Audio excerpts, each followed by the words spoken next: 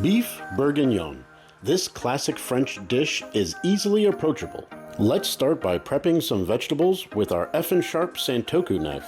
After you peel the carrots, go ahead and take off the root end as well as the tip, and then cut into bite-sized pieces. You'll want to keep this in mind when working with the other vegetables as well.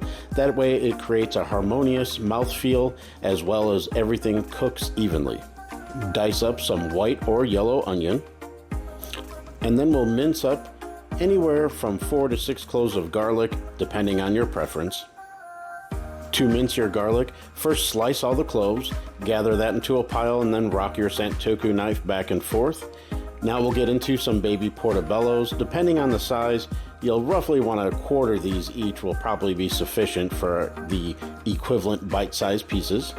Now working with our effin' sharp chef's knife, going into a 3-pound chuck roast. This one happens to be dry aged for extra flavor.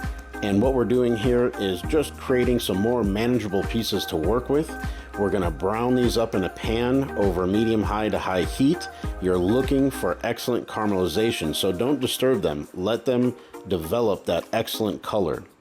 Set those aside, and then go ahead into the pan with some bacon, render that out.